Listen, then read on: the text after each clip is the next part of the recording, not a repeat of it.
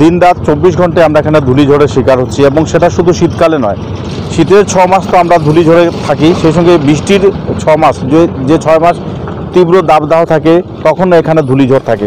বেহাল অবস্থায় পরিণত তারাপুর শিববাড়ি রোড, সমস্ত রাস্তায় ধুলোয় নাজেহাল হয়ে পড়েছেন পথচারী এবং জনগণ।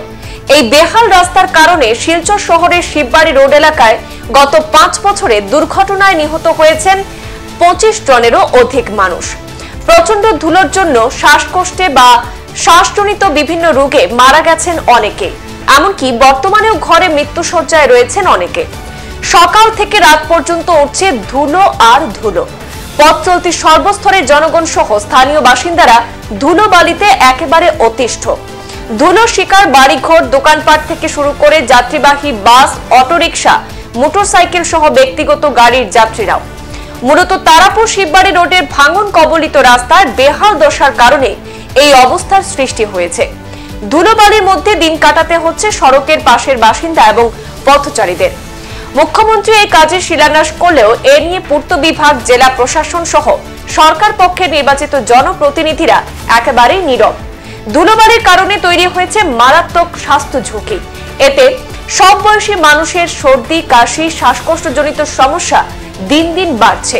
বিশেষ করে শিশু এবং বৃদ্ধদের উপর মারাত্মক প্রভাব পড়ছে।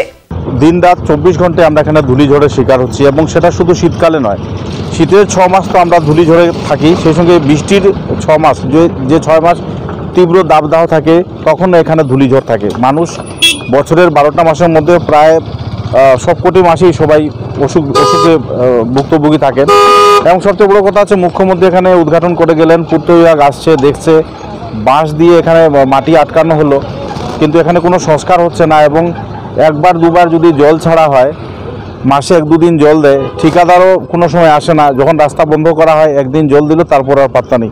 কোনো উৎসবে, কোনো ভালো তিথিতে যেমন শিবরাত্রি, দুর্গাপূজা, তখনও জল দেওয়া হয় না। এখানে প্রতিটি ঘরে ঘরে ব্রঙ্কাইটিস রোগীর পেশেন্ট আপনি পাবেন। ছাত্রছাত্রীরা পড়াশোনা করতে পারছে না, তাদের সবার শারীরিক অবস্থা খারাপ। আহার যেগুলো সামগ্রী রয়েছে সেগুলোতে ধূলিঝড়ে সম্পূর্ণ পরিপূর্ণ, মানে একটা বিচিত্র জঘন্য একটা নরককুণ্ডে আমরা বাস করছি। এবং এই নরককুণ্ড থেকে নিষ্কৃতি পাওয়ার জন্য নেতা, মন্ত্রী, বিধায়ক, পূর্ত বিভাগের মন্ত্রী বলুন, বিধায়ক বলুন, শিলচরের সাংসদ বলুন, কারোর কোনো গায়ে হেলনা নেই। বিজেপি সরকারে আছে, অনেক স্বপ্ন দেখাচ্ছে, কিন্তু এই জায়গাটাকে নিয়ে কেউ কোনো বিশেষ পদক্ষেপ গ্রহণ করছে না। ভুক্তভোগী নাগরিকরা আগামী দিনে ভোট বয়কটের একটা ডাক দিয়েছেন এবং সেটা শুধু রাজনৈতিক কোনো খোলাসা নয়, এটা বাস্তব কথা। এতদিন চলে ক্ষুদিরাম সরণি থেকে শিববাড়ি পর্যন্ত এলাকার নাগরিকেরা এবার ভোটদান থেকে বঞ্চিত থাকবেন, কারণ এই বেহাল জীবদশার জন্য প্রত্যেকে নিজের পরিবার স্বজনদের হারিয়েছেন। আমি আমার 2 নম্বর ভাইকে হারিয়েছি, অনেকের বাবাকে হারিয়েছেন। এই যে বাড়িটা দেখছেন, ওরা ঘর ছেড়ে চলে গেছে। ওই বাড়িতে একজন ভদ্রমহিলা মারা গেছেন 2 বছর আগে।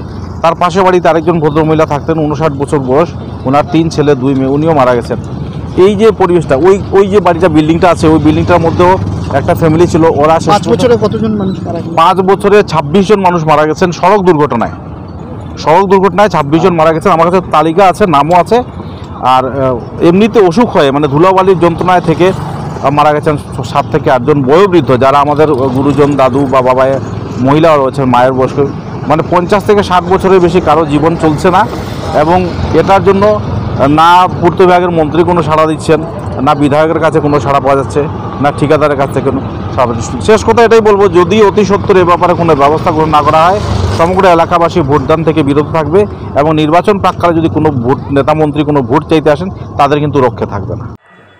এই যে রাস্তাটা, যে ধুলা বালি, এটা খুব ডিস্টার্ব করতেছে। শ্বাসকষ্ট, শ্বাস লওয়া যায় না, আর নানান ধরনেরই এই মানে সৃষ্টি করে। কেননা 87-88 বছর বয়সে আর টলারেট করতে পারছে না। শ্বাসকষ্ট তো হয়, ধুলা বালি, এইসব কারণে। সংবাদ এই পর্যন্তই, ফিরছি পরবর্তী অন্যান্য আপডেট নিয়ে। ধন্যবাদ।